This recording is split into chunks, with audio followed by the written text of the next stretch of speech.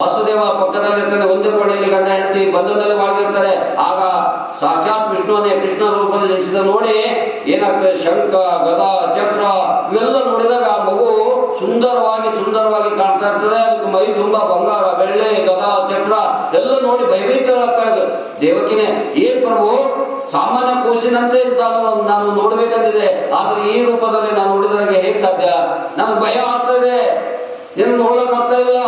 ಯಾಕಂದ್ರೆ ನೀನು ಸಾಕ್ಷಾತ್ ವಿಷ್ಣುನೇ ರೂಪದಲ್ಲಿ ನಾನು ನೋಡ್ಲಕ್ ಆಗ್ತಾ ಇಲ್ಲ.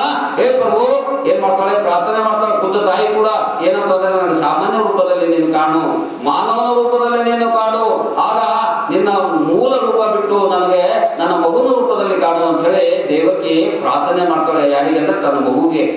ಆಗ ಆ ಮಗು ಹೇಳ್ತದೆ, ಅಮ್ಮ ನೀನು ಹೆದರಬೇಡ ಅಪ್ಪ ಅಂತೇಳಿ ಆ ಮಗುವನ್ನ ಯಾರು ಭಗವಾನ್ ಎಷ್ಟು ಹೇಳ್ತಾನೆ, ನಾನು ಯಾವ ಕಂಸನಲ್ಲ, ಆ ಕಂಸನ ವಧೆ ಮಾಡ್ಲಿಕ್ಕೆ, ಆಮೇಲೆ ಅಧರ್ಮದಿಂದ ನಡೀತಿರುವಂತ ಸಾವಿರಾರು ಅರಸರನ್ನ ಸಾವಿರಾರು ಜನರನ್ನ ನಿರ್ನಾಮ ಮಾಡಲಿಕ್ಕೆ ಭೂಲೋಕಕ್ಕೆ ಬರ್ತಾ ಇದ್ದೇನೆ.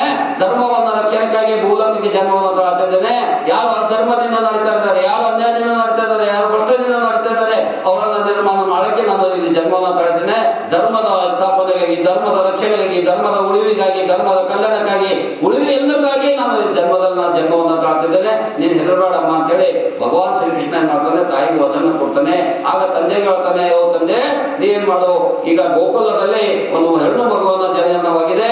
ಆ ಗೋಕುಲಕ್ಕೆ ಹೋಗುವಂತ ಪ್ರವೇಶದಲ್ಲಿ ಏನ್ ಮಾಡು ಅಂದ್ರೆ ನನ್ನ ತೆಗೆದುಕೊಂಡು ನೇರವಾಗಿ ನೀನು ಗೋಕುಲಕ್ಕೆ ಹೋಗು. ಯಾಕಂದ್ರೆ ಕಂಸ ಈಗ 8ನೇ ಮಗು ಜನಿಸಿದ ನಂತರ ನನ್ನನ್ನು ಕೊಲೆ ಮಾಡ್ತದೆಂಬ ಸುದ್ದಿಯನ್ನು ತಿಳಿತದ. ಅದಕ್ಕಾಗಿ ನೀನು ಭಯಭೀತನಾಗಬೇಡ, ನಾನು ನಿನ್ನ ಕಲ್ಯಾಣವನ್ನು ಮಾಡ್ತೇನೆ, ನಾನು ಇಡೀ ಕಂಸವನ್ನು ಸಂಹಾರ ಮಾಡ್ತೇನೆ, ಮಾನವ ಕಲ್ಯಾಣವನ್ನು ಮಾಡ್ತೇನೆ ಭಾವನೆಯನ್ನ ತಾಯಿಗೆ ಬಾಲ್ಯದಲ್ಲೇ ಶ್ರೀಕೃಷ್ಣ ವಚನ ಕೊಡ್ತಾನೆ. ಆಗ ಮತ್ತೆ ಆ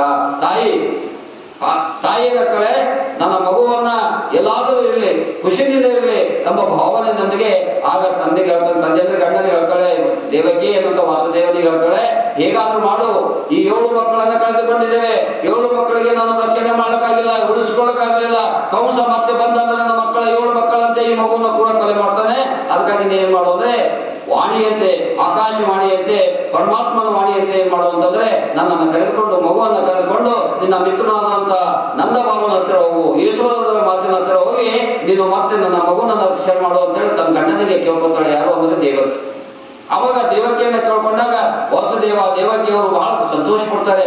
ಯಾಕೆ ಸಂತೋಷ ಪಡ್ತಾರೆ ಅಂದ್ರೆ ಪರಮಾತ್ಮನೇ ನಮ್ಮ ಮಗುವಾಗಿ ಹುಟ್ಟಿದನಲ್ಲ ಅಂತ.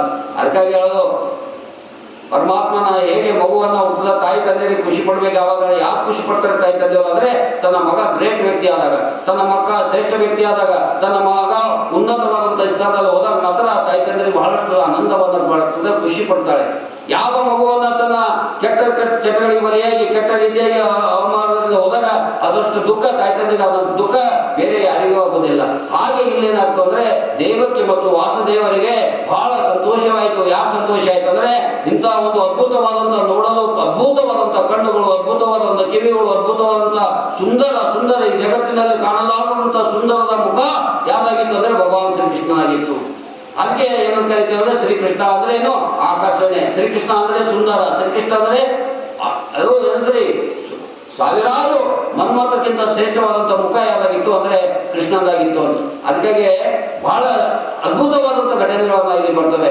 ಆವಾಗ ಏನಾಗ್ತದೆ ಅಂದ್ರೆ ಈ ವಿಷಯವನ್ನ ತಿಳಿದು ಏನ್ ಮಾಡ್ತಾರೆ, ದೇವಕಿ ಏನ್ ಮಾಡ್ತಾರೆ, ಹರಿದ ಬಟ್ಟೆಗಳು, ಯಾಕಂದ್ರೆ ಜೈಲಿನಲ್ಲಿ ಏನೂ ಇರೋದಿಲ್ಲ, ಆ ಹರಿದ ಬಟ್ಟೆಗಳನ್ನ ತೆಗೆದುಕೊಂಡು ಅವಾಗೆ ಜನಿಸಿದಂತಹ ಶಿಶುವನ್ನ ತೆಗೆದುಕೊಂಡು ಹೇಗೆ ಹೋಗ್ಬೇಕು. ಯಾಕಂದ್ರೆ 7 ಬಾಗಿಲುಗಳುಳ್ಳಂತ ಕಾರಿಗರ, 7 ಬಾಗಿಲುಳ್ಳಂತ ಜೈಲು, ಅನೇಕ ಜನ ಏನಿದ್ರು ಅಂದ್ರೆ ಸೈನಿಕರಿದ್ದರು, ಅನೇಕ ಜನ ಯುದ್ಧಗಳ ಸಾಮಾನುಗಳನ್ನು, ಶಸ್ತ್ರಾಸ್ತ್ರ ಸಾಮಾನು ಹಿಡ್ಕೊಂಡು ಅವ್ರು ನಿಂತು ಬಿಟ್ಟಿದ್ರು. ಏನಂತಂದ್ರೆ ಯಾರು ಒಳಗೆ ಪ್ರವೇಶಿಸಲಿಲ್ಲ, ಒಳಗೆ ಹೋಗಂಗಿಲ್ಲ, ಹೊರಗೆ ಬರೋಂಗಿಲ್ಲ. ಯಾಕಂದ್ರೆ ಕಂಸನ ಆದೇಶ ಇತ್ತು, ಏನಂತ ದೇವಕಿ ಮತ್ತು ವಾಸುದೇವರ ಕೊಡೆಗೆ ಯಾರು ಹೋಗಂಗಿಲ್ಲ, ಯಾರಿಗೂ ಬಿಡಂಗಿಲ್ಲ. ಅಂತ ಒಂದು ಸಂದರ್ಭದಲ್ಲಿ ರಾತ್ರಿ 12 ಗಂಟೆ ಕತ್ತಲು, ಅಂತ ಒಂದು ಸಂದರ್ಭದಲ್ಲಿ ಪರಮಾತ್ಮನಲ್ಲಿ ನಂಬಿಕೆ ಇಟ್ಟು ಪರಮಾತ್ಮನ ವಾಣಿಯಂತೆ ದೇವಕಿ ಏನ್ ಮಾಡ್ತಾಳೆ ಅಂತಂದ್ರೆ ತನ್ನ ಗಂಡನಾದಂತ ವಾಸುದೇವನಿಗೆ ಆ ಮಗುವನ್ನ ಕೊಡ್ತಾಳೆ. ಏನಂತಂದ್ರೆ ಈ ಮಗುವನ್ನ ಗೋಕ ತೆಗೆದುಕೊಂಡು ಹೋಗು. ಆಗ